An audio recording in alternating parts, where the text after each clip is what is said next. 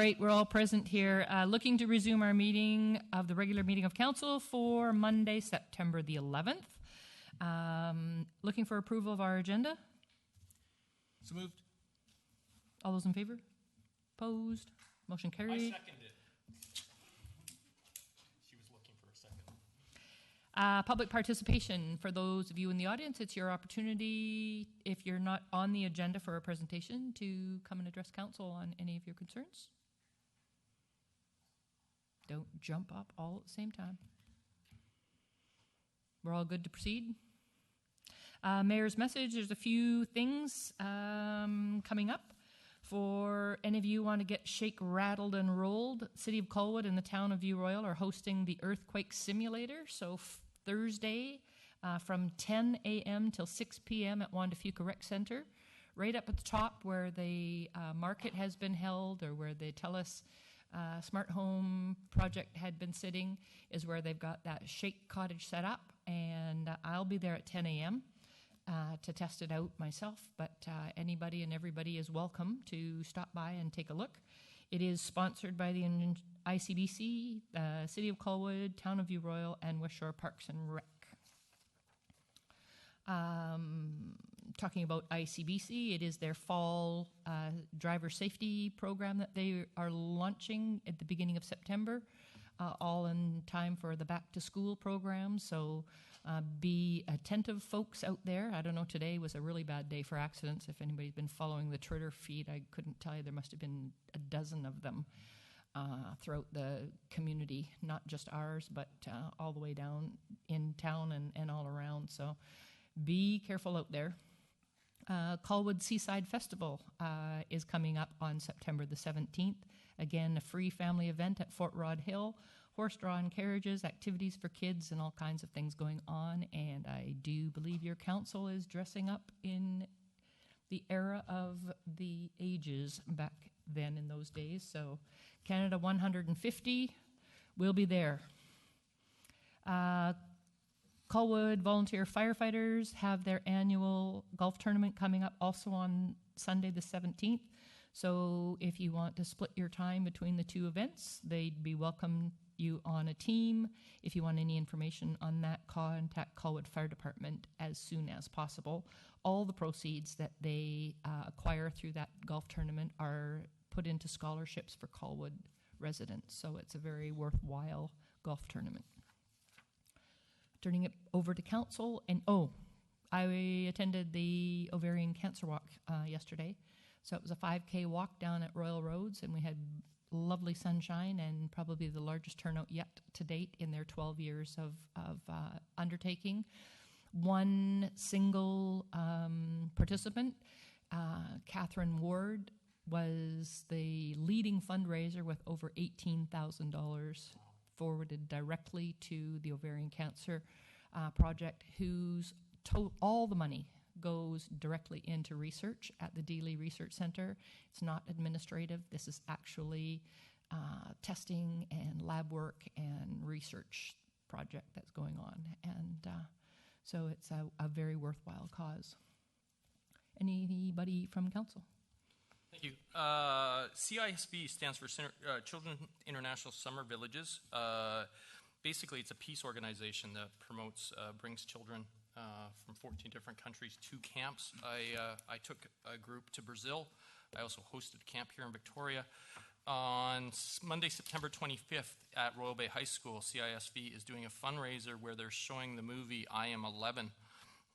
It's won several awards, and so encouraging everybody to, if they can, to attend that. Monday, September 25th. Unfortunately, we're all at UBCM. Yeah. But the public can still go. There you go.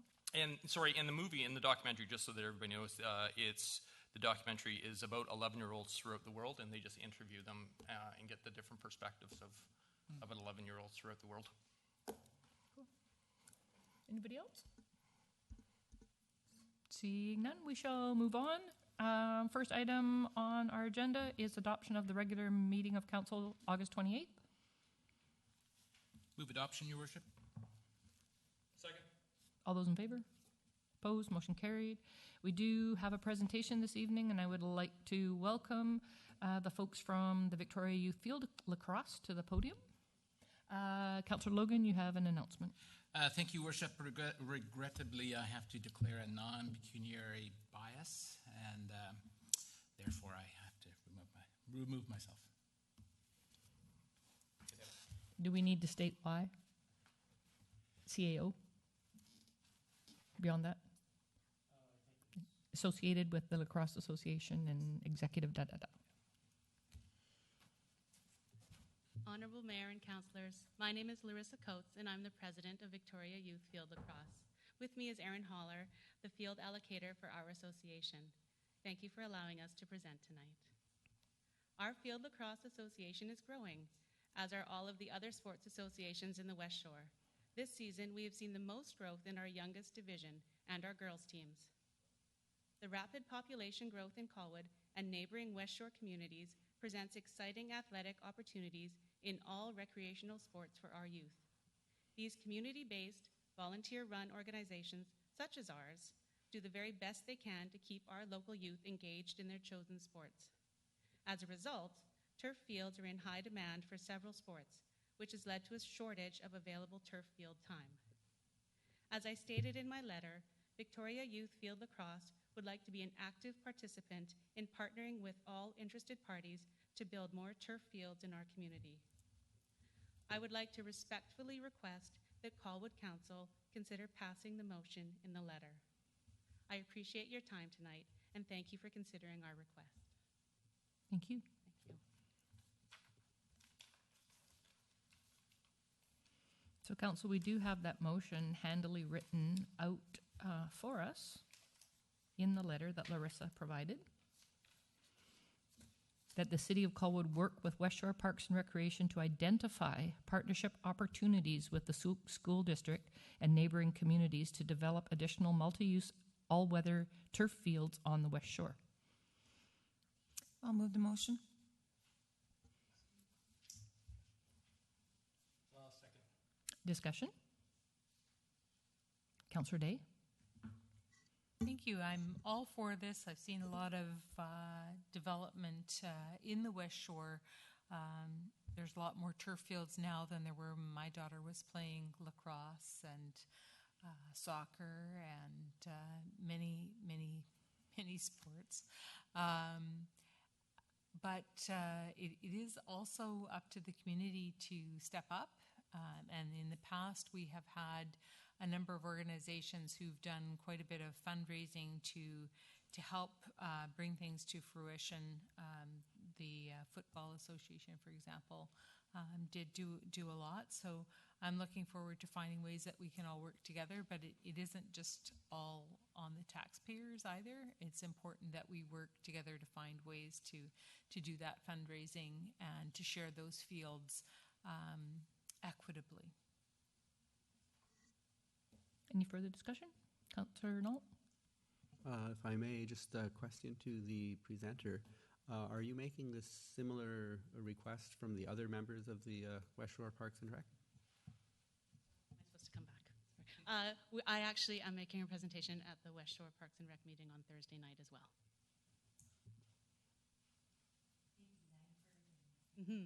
And that's the plan. It's just, we're just starting. Yes. I agree. Good. Thank you. So we're first. You are. Alrighty.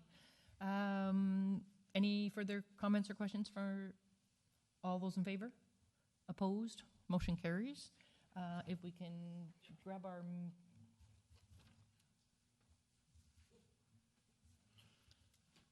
Thank you, ladies, for your presentation, and good luck coming up on, I think it's the 22nd for the West Shore Parks and Rec meeting. Thank you. Correspondence requiring council direction. Our first letter is from Mayor Help, City of Victoria, with a request to identify a councillor to participate in the City of Victoria's working group for the McPherson Playhouse and Royal Theatre.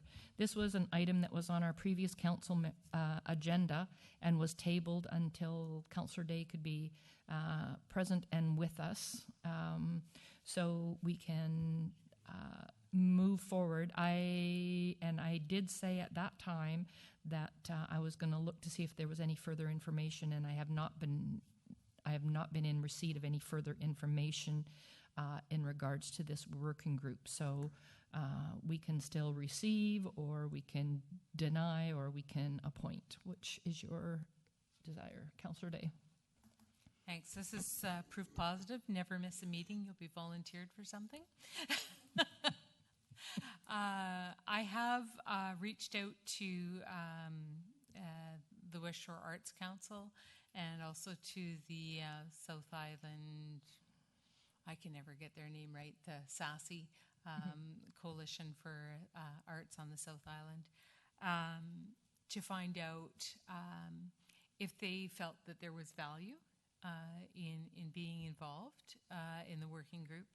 And I received feedback that it may very well be positive, because neither the Royal or the McPherson Theatre were really built with today's performing needs in mind.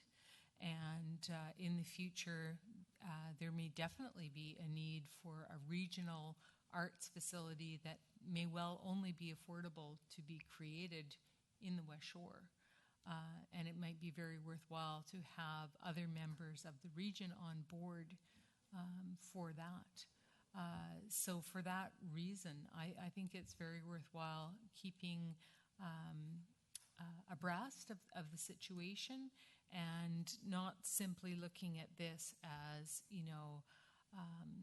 two beautiful but aging theaters looking for support, but really the arts community of our whole region needing the support of sufficient venues to perform and train and keep our populations entertained. So with that, are you accepting Councillor Chong's nomination? I do. If I can. I mean, I don't know when they're meeting, but I will certainly try to stay abreast of the situation. Okay, so maybe if you formally put that to the table, we can make that work. Okay, through your worship, I would move,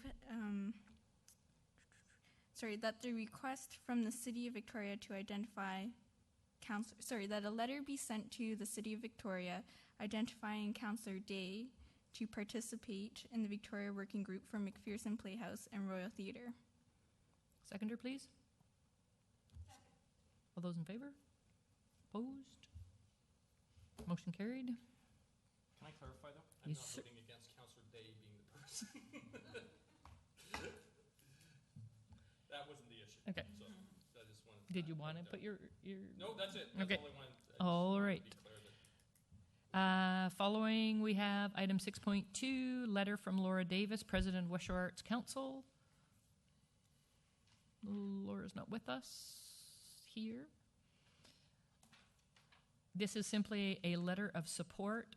They are looking to proceed with a grant application elsewhere. We have, in the past, Council provided this letter of support when they're looking for external funding. So, I would move that we send a letter of support. Second. any questions, comments? All those in favor? Opposed? Motion carried. Thirdly, an email that was received from the National Airlines Council of Canada requesting a resolution opposing for-profit airport privatization.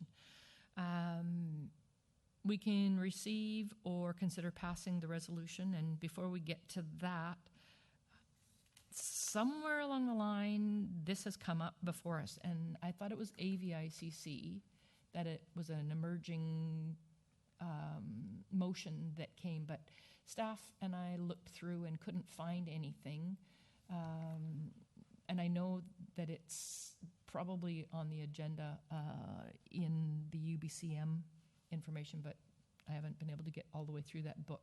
Do you, Councillor Day, because you were with me in that meeting, do you recall this conversation? I don't recall it coming up at AVICC, but I think that when I was reading this information, it mentions that it was discussed at FCM. So it's possible that it came up through FCM. I don't know how others feel, but I have traveled through a number of private airports, and I certainly would prefer, especially now that we see everything that's been going on with the storms down south and the difficulties with the evacuations and all the protocols that come into play, that I would certainly prefer, if I needed to be evacuated, to have a proper authority in charge and not a private business. So I will now turn to council for discussion and any sort of resolution.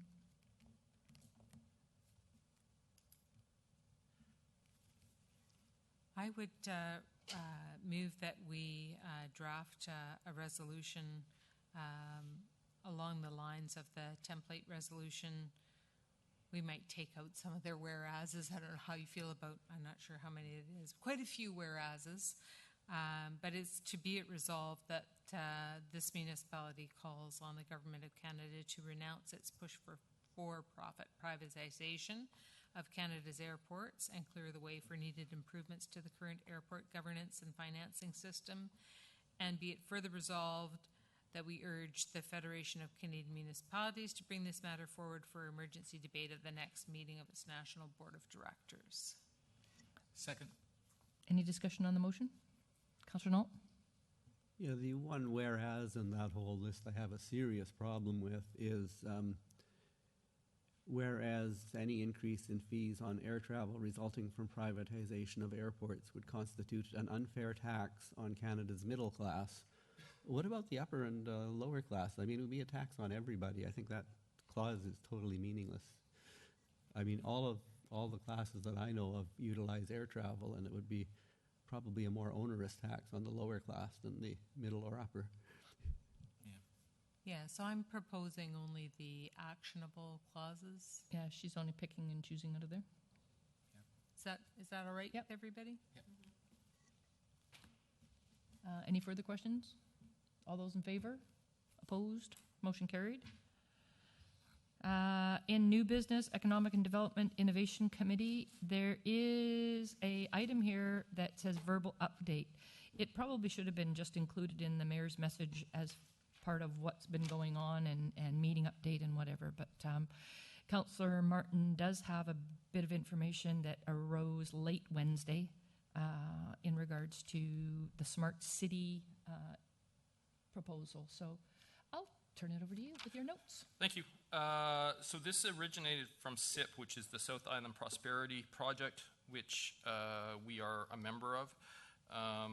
Lisa Helps, Mayor of Victoria, came back from FCM with the federal government at FCM announced 3 grants through the Smart Cities, one for $50 million for big cities, one for $10 million for medium size, and then $5 million for small community. One of the provisos of the grant is that First Nations needs to also be involved. So through SIP, there's been a working group struck to develop a grant proposal. The grant proposal is including not only the municipalities, but also the Victoria Foundation and the Greater Victoria Public Library, as well as South Island. There were 4 major categories. There was a survey done already, and the 4 major categories in our area that the grant may fit into is through transportation, housing, economic resilience, or human and environmental health. Right now, we're at the preliminary stages, and SIP is actually organizing it. It has nothing to do other than the fact that the City of Colwood has signed on, but I thought it was important that this council be aware of it because in November, there's an expectation that they'll be having a Smart City Symposium to gather information from the public to what are the main categories and main issues addressing the Greater Victoria region and how we can take big data and somehow use that to forecast out 15 to 25 years and to hopefully get something in place to support something that's innovative. The grants are for 10 years, so the grants are rolling over every year. So if we don't win it the first year, there's still an opportunity to get it second, third, and all the way through 10. And as I said, we're going through a $10 million application right now. So you will probably be seeing some information coming out in the next little while. There has been zero public engagement right now. We're very much in the preliminary stages, and hence the reason I just wanted to give council and the public sort of an awareness of what's happening. Councillor Day? Thank you. I'm just curious, the $10 million grant, is that 10 years of a $1 million grant, or it's 10 million? Yeah, I misspoke. It's 10 million once, but they're doing it 10 times. So they're doing it, so that grant, that $10 million grant will be available 10 years in a row to some community. Great. Look forward to hearing more. Thank you. And we'll move into planning and land use, 7.2, 7.21, report director of planning in regards to variance permit application number DVP 17-007 for 1772 and 1778 Island Highway. Thank you, Your Worship. Development Variance Permit 17007 was originally made as a joint application with the A&W and Galaxy Motors located at 1772 and 1778 Island Highway. Council reviewed the joint application on May 23rd of this year and deferred it to give Galaxy Motors an opportunity to provide further information relating to the impacts that the sign would have on sightlines and clarification of the sign dimensions. So essentially, the application was for a larger sign than that was permitted under the sign bylaw. The applicant has clarified these details, which includes the dimensions of the sign and the permanent copy of the sign, as well as a reader board portion below the copy of the sign. So if you look at Appendix 2, I believe, of the staff report, includes this submission from Galaxy Motors clarifying the points that committee and council asked them to. With the new information, and in particular the confirmation that there was going to be a reader board component, staff have recommended that the development variance permit not be issued on the basis that the existing reader board sign is associated with a business that already has a reader board sign. They're separate properties, but the same business. And we're concerned that the two large reader board signs for a single business would contribute to visual clutter along Island Highway. So with that, I will conclude my introduction. Thank you. Mover and seconder? Your Worship, I will move it and then for discussion. Seconder? I'm sorry, I'm not sure what he's moving. Pardon? The denial, the recommendation. Yep. Conversation, discussion? Councillor Logan? Thank you, Worship. I do appreciate the applicant's willingness to come back with the clarifications that committee and council sought. I will point out, although the sign is shorter, the real issue that the Planning and Land Use Committee had at the time was just the bulkiness of the sign and the physical impact that would have on the space in the neighborhood. Right now, it's on a post. Sight lines are protected. It's less imposing, although shorter. This sign was seen as more imposing on the neighborhood and having an impact on the form and character of that particular area of the city. That's why the committee was, at that time, not supportive of moving this particular application forward.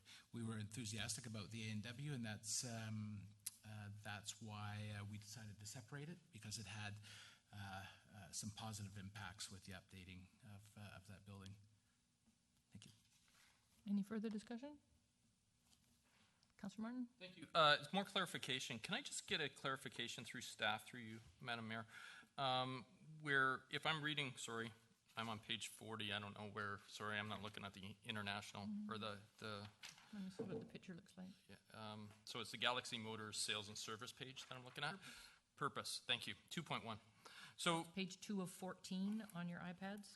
so looking at 2.1 purpose, the application has required to install a replacement freestanding sign.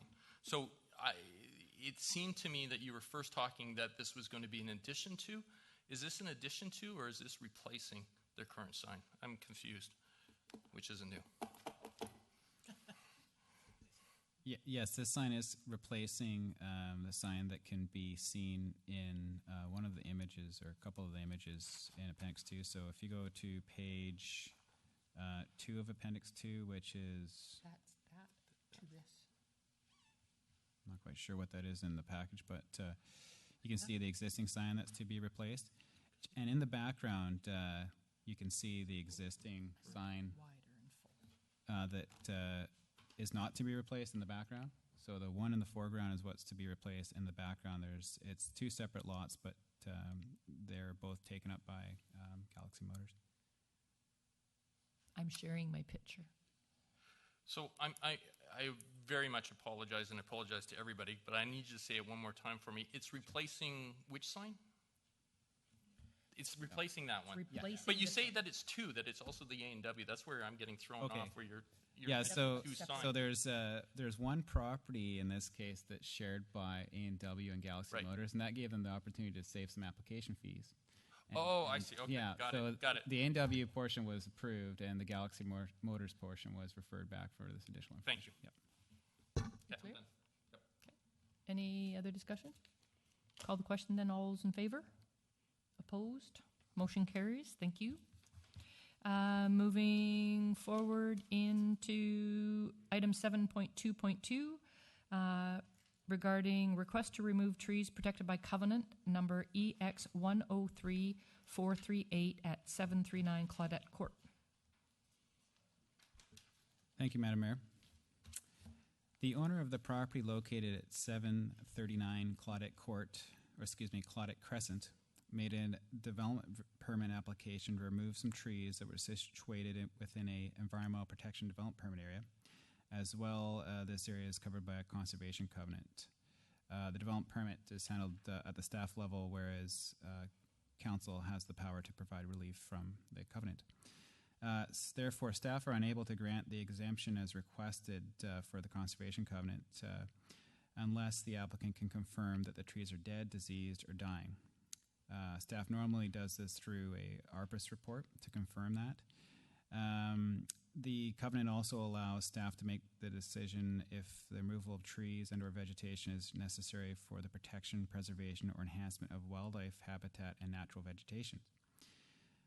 In both scenarios, replacement trees or vegetation is required as per the conditions of the covenant. The applicant is seeking relief from the conditions of this covenant to allow for the removal and replacement of 2 western red cedars or their alteration by removing branches. Staff are recommending that this request be denied as it violates the conservation covenant, the intent of the conservation covenant, and does not achieve the objectives of the environmental protection development permit area. Thank you. Councillor Day?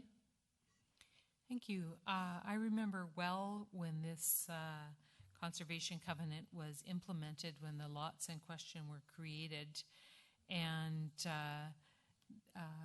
the treed area that's there was intended to remain as a remnant forest in an area where homes could also exist. It was a compromise that in order to allow homes and still allow the forest to exist on Triangle Mountain.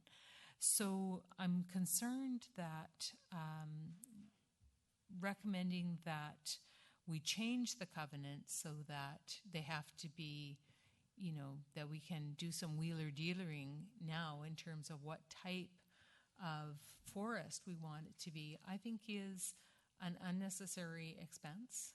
I know that it's not easy to live with mature trees. I live with mature trees too, and I've become very skilled at figuring out ways to keep my gutters free of cedar debris. I know it's not easy, but it's something that was known when this home was built, and it was a part of the plan.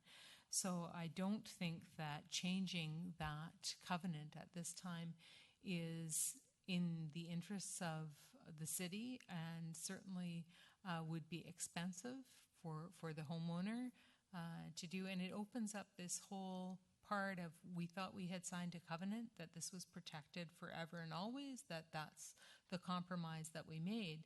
So opening it up to wheeling and dealing on what would be allowed now, I think would be unfair. Councillor Martin? Thank you. Can I get clarification, please, on they're also asking that either they be removed or have the ability to trim back the existing branches. These branches have caused water damage and blocked the gutters with cedar husk. Are they, at the present time, allowed to trim back if branches are touching their roof or touching their gutters? Does the covenant not even allow them to trim?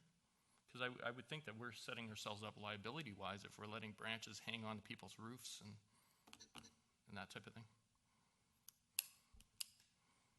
Your Worship, the request in terms of removal of branches went beyond what the covenant would allow for maintenance. Certainly, I think it's the applicant has done a good job of showing the impacts. Appendix A, just after the letter, you can actually see the branches that are in question, and really it's a question of scope in terms of the branch removal not falling within the covenant's permitted maintenance.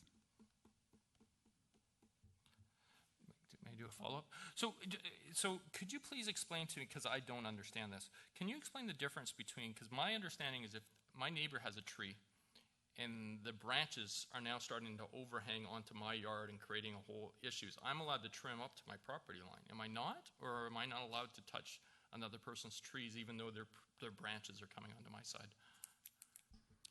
In this case, there's a covenant which would prevent that from happening. So even if your private property had that encumbrance, you may not be able to cut the branches, which is the case here. So it's private property that has an encumbrance of the restriction. Councillor Knoll? Thank you. I'd like to move the staff recommendation for discussion. Seconder, please.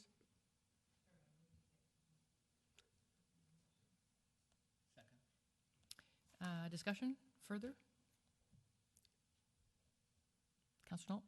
Yes, I went through the trouble of looking up why this covenant was put on in the first place, and it was, as Councillor Day suggested, in request for frontage exemptions that were granted. The covenant was proposed by the applicant, by the way, and the city entered into the restrictive covenant on that basis. I too see a problem with now the applicant has all of his variances. Now we take away what he had to give to receive those variances. I have a real problem with that. So if it's a natural area, it's a natural area, and we should just leave it at that. Anybody else? I just want to say that I can sympathize with the homeowner because my rooftops and crevices look a lot like that, as does my front entryway. Most of what's in the bag is actually fir and debris and not cedar debris whatsoever. In there, those little, I call them tree crispies, and they can be inches deep. We've installed the roll-off flat, don't plug up my gutters material at great expense to try and deal with it, and it still requires several trips up there to vacuum it off. So, but you know, the trees don't belong to me. They're in my neighbors' yards, and I don't have a say over what they are, and I certainly appreciate the shade that they give me in the summertime. So I am supportive of the staff recommendation that's been put before us. Anybody else? Call the question. All those in favor? Opposed? Motion carried. Thank you. 7.2.3, development variance permit, please, for DVP 17002 for 1913 and 1917 Souk Road. Thank you, Madam Mayor. This development variance permit application regards the permitting of a small car component to the Colwood Corners development that is currently being restarted by Ani Group. The proposal is for approximately 264 of the 737 underground parking spaces to have dimensions of 5 meters by 2.5 meters. So that's 5 meters long and 2.5 meters wide. Currently, the land use bylaw does not have a provision for small car parking spaces and requires all parking spaces have a minimum dimension of 5.8 meters length and 2.6 meters in width. Staff are recommending that this variance be approved on the basis that the number of small car spaces would amount to 36% of the total, which reflects the move towards small vehicles and is not out of line with other municipal parking requirements. In addition, the proposed stall width of 2.5 meters is only marginally less than the 2.6 meters required by the land use bylaw. That concludes my introduction. Thank you. Council, mover and seconder. I'll move the recommendation. Seconder, please. Discussion, Councillor Day. Thank you. I think that 36% small cars in an underground parking area is an acceptable-ish amount. And since this project has already had the underground facility built, I think it's important that we pave the way for this to get going. And I would hope that wherever possible, we would try to retain the maximum number of full-size spaces for our commercial businesses that will go in there, because there's more changeover. It would be easier for larger vehicles to move in and out of the parking spaces, which would turn over, I would think, much more often than the residential spaces would. And I realize that may not necessarily be exactly possible, but I'm hopeful that the applicant will work with us to make that happen so that the commercial area is as successful as possible. Any further discussion? All those in favor? Opposed? Motion carries.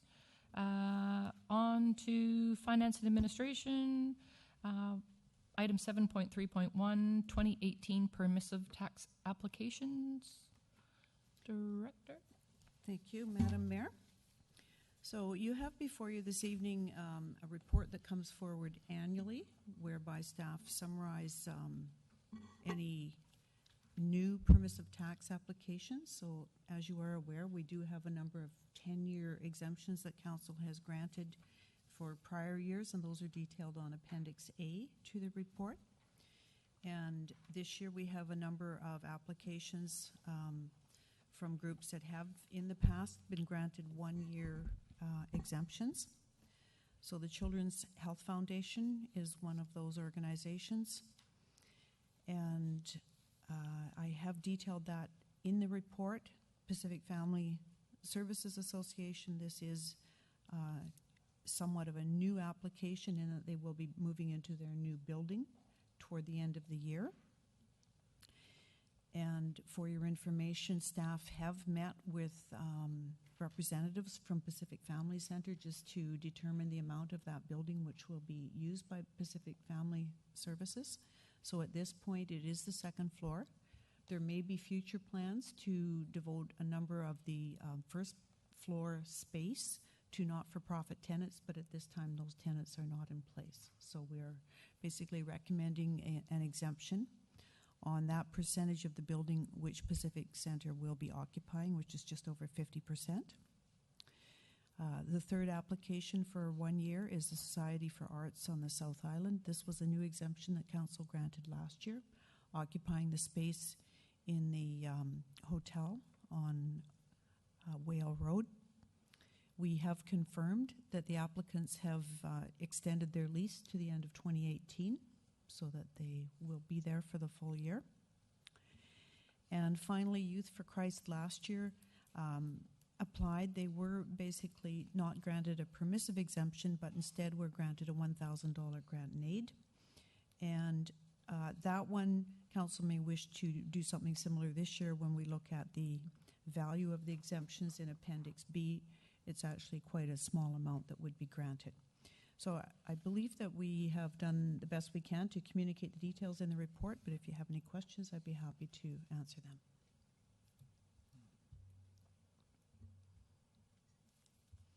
If I may, Madam Mayor, just a question for the move that's happening for Pacific Center Family Services, moving from the Children's Health Foundation building over to 324 Goldstream. Do we have a process where we ensure that the square footage that is supposed to be occupied by a nonprofit is in fact occupied by a nonprofit? And you are referring to the space that they are vacating? That's right. Yes, and I did have several conversations with the representatives there because I was also concerned about that.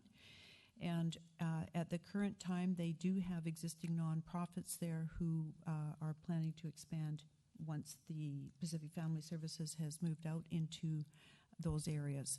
So the Boys and Girls Club, the Island Métis Community Services are the two bigger tenants that would be expanding into that area. Yeah, my understanding of both of those groups is that they're getting busier and busier, so it is a great area to have all of those services together in one place for families to access them. The other thing that I was going to mention was the recommendation that we approve an exemption for the Youth for Christ. It's something that I personally would prefer to see as a grant in aid. It's a great organization doing some really good work, but just because of the requirements for it to be such an ongoing thing and advertising costs associated with the exemptions, I would recommend that we continue to look at them as a grant and aid rather than a property tax exemption. It's not a building that they own. Anything further? Councillor Martin? I guess the only thing I would comment is that the options, under options 5, staff were looking for some opinion of 1 through 10 years and how much or how many years we should be offering these tax exemptions for. And I would suggest that I personally will only feel comfortable for 1 year, being I don't think it's responsible to tie a future council's decisions based on this council. So I'm happy to move it for 1 year so that the next council can approve it for the next 4 or 5 or whatever they want to do. Excuse me But for with that, we do have clarification. some that are already locked in. Yeah. Right, and I understand that. The ones I'm that just are- saying that there are The new ones. ones. Yeah, the new ones. Yeah, the Yeah. new ones are, staff are only recommending for 1 year. Yep. So looking at that recommendation, somebody to move and second, I think I heard from Councillor Day, you want to make a slight amendment with. Yeah, I would just like to, I'd like to recommend items 1 through 3 as recommended in the report, and number 4 to be considered through grant and aid. Everybody on the same page with that one? Need a seconder? Any discussion? Councillor Martin? Thank you. Can I just get staff's opinion of that? Is that an issue for it? Because, I mean, it did get put under tax exemption versus grants, so. Yeah, basically, last year when they were given a grant and aid of $1,000, that did confer a greater benefit than the proposed permissive tax exemption. So we're here to present the facts, and then we leave it up to you, to your discretion, what you'd like to recommend. So last year you did, in fact, not recommend the permissive tax exemption, and you did recommend a grant and aid. Now, last year was a little bit different because they did not have a term lease in place. It was only month to month, and they didn't really have stability in that location. This year, we're saying if you would like to grant them a permissive tax exemption, that's your call. They do have a lease in place until the end of 2018. Anyone else? All those in favor? Opposed? Motion carries. Thank you. Into transportation and public infrastructure, 7.4.1, policy for the management of trees on city-owned or occupied land. Thank you, Your Worship. You have before you a draft policy for the management of trees on city-owned and occupied land. In addition to the items noted in the background section of this report, I would like to just indicate that the importance of urban forests and street trees have been noted in the Making Waves events for the city's OCP update. And in addition to everything that is noted in the report, street trees are definitely noted for helping reduce stormwater runoff, intercepting rainfall. They provide shade and habitat, and they do sequester carbon dioxide. And that concludes my addition to the report. Council?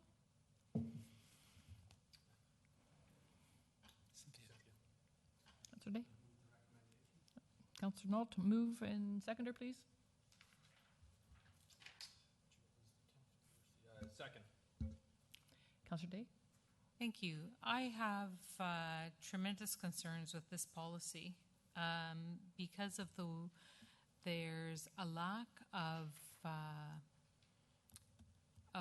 ability, I think, to identify, and there are no financial implications included with the report. So since I've been on council the last, whatever it is, 15 years, we have always expected our citizens to care for the boulevard in front of their homes. So much so that one particular boulevard that used to be maintainable, the city came and dug out too deeply. Then they lined it with rock so it could no longer be mowed. There's been numerous altercations between residents and the city where the city has, on the one hand, requested that the residents maintain the boulevard, and on the other hand, made it more difficult for them to do so. So it hasn't always been an easy alliance. But a number of people have gone to extraordinary lengths in Colwood to manage the development issues, which is really what they were, development issues in many areas, and maintain them and take pride in their neighborhoods. In our, through the CRD, they do urban forest canopy cover mapping analysis, and between 1980 and 2005, Colwood lost 46.7% of our coverage. And when we did the new policies back in 2010, I'm not sure if when we voided this policy, it was simply an oversight that a new policy didn't get included.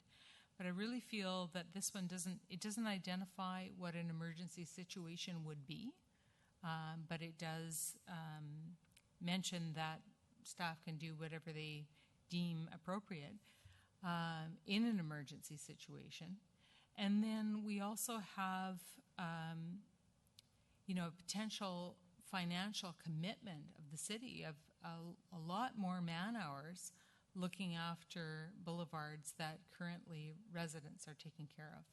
And I've had numerous requests by residents to have the city come and look after it because they're getting too old or infirm, not able to look after something.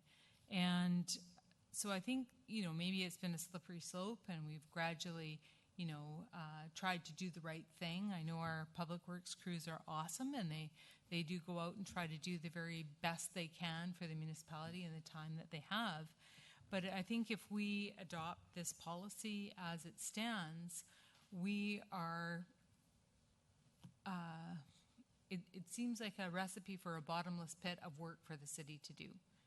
And I think that we want to protect our trees. We want to protect what little tree canopy still remains. But I think that this one, this policy doesn't quite have it covered because we have no way to work with our homeowners through this policy. It's the city is the be-all and end-all of everything, and there's no incentive for anyone to make their neighborhood better.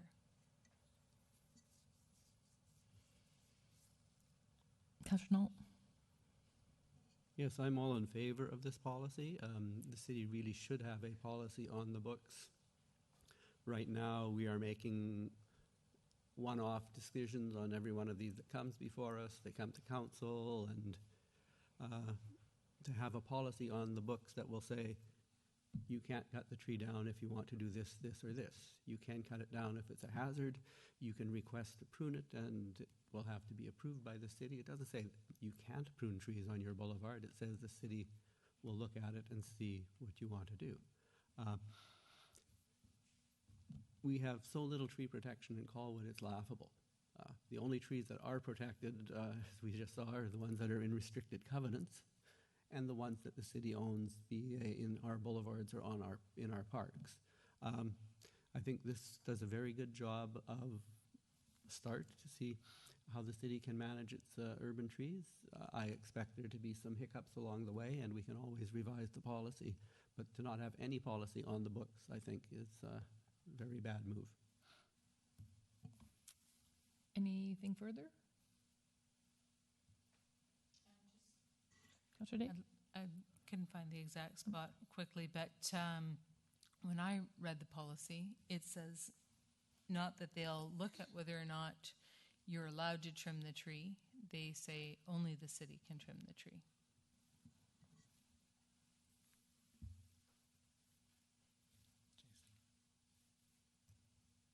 Councillor Knoll? If I may, item 4, under the protection of city trees on city-owned land, no person may plant, prune, or remove, or otherwise undertake any activity that may affect the health and welfare of a tree on city property without first obtaining permission from the Director of Engineering and Public Works or designate. So I think that consideration is covered. And that section again, Councillor Knoll, was under where? Number 2, protection of trees on city-owned. Yeah, and what number? Land, and it's number 5. Okay. And I think what Councillor Day was referring to is right above saying that only cities, public works or contractors approved are authorized to work on city trees. So maybe there might be a bit of conflict of wording or intent in there, Director.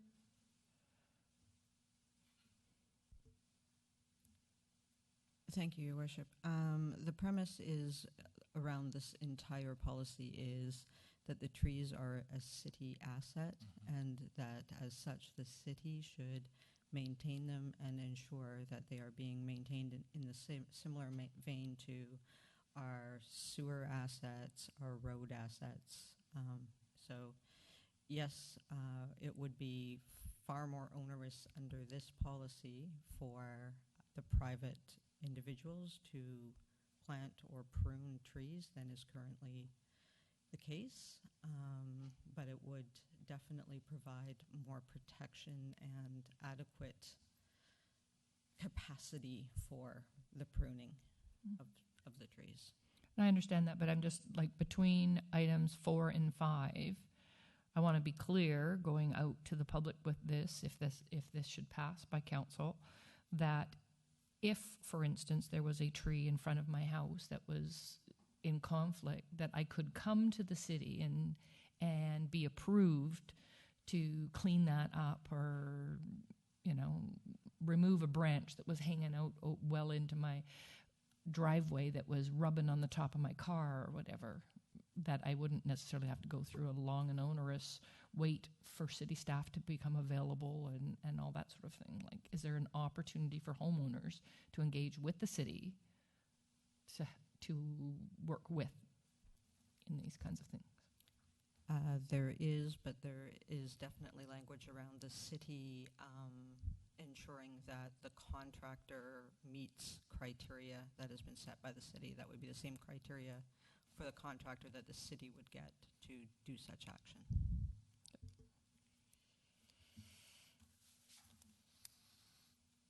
Any further questions? Councillor Date? So unfortunately, I cannot support this. I support where we're trying to go with this in terms of the protection of city trees. I absolutely support. But what I don't support is the way that we're going about it. This is a complete change of direction for the city of Colwood. The city of Colwood for 20 years has said, you look after the boulevard in front of your house. We are now saying that's the city's job, and the city, who is having difficulty coming up with the money to do pavement overlays on the roads, is now going to put out the money to go and look after the boulevards. So, and there is no financial implication included with this report. So for me, this is a big change and it's a big step, and I'm just saying I can't support it as written. Councillor Logan? Thank you, Worship. Well, without a policy, it leads to confusion and inconsistent application whenever we get somebody that wants to take some action on a city asset. And I think there's a difference between maintaining a city boulevard and wanting to have a tree removed or trimmed.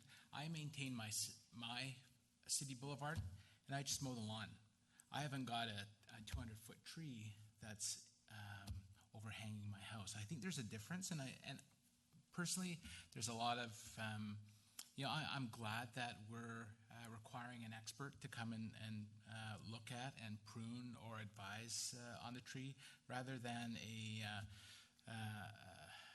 so-called weekend expert that thinks they know how to prune a tree that may actually cause more harm than good. And if we didn't maintain a big tree on our boulevard and it fell down on a house, the city would be the first that would be having to go to court to defend itself, because it is indeed a city asset. And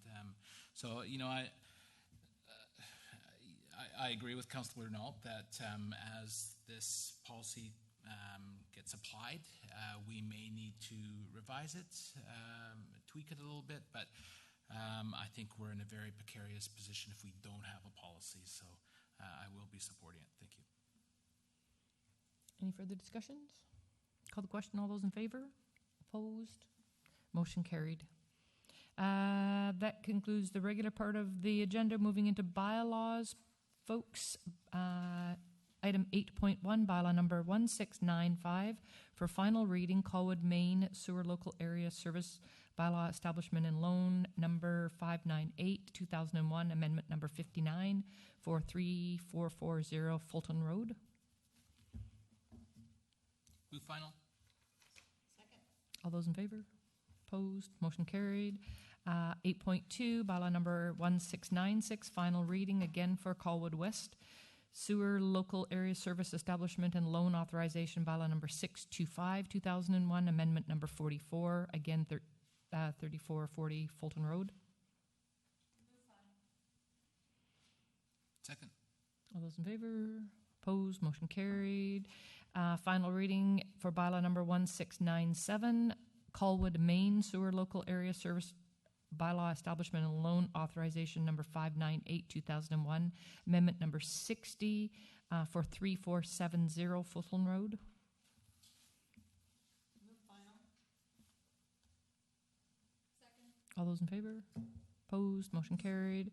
Bylaw number 1698, final reading for Colwood West A sewer local area service bylaw establishment and loan authorization number 625, 2001, amendment number 45, again 3470 Fulton Road.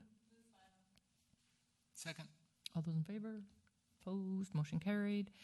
Final in the bylaws is bylaw number 1699, final reading for the noise control bylaw number 1594, 2016, amendment number 1 for the Royal Colwood Golf Club. Move final. All those in favor? Opposed? Motion carried. Thank you. Motion to adjourn. Move adjournment. All those in favor? Opposed? Motion carried. Thank you, folks, for sticking it out to the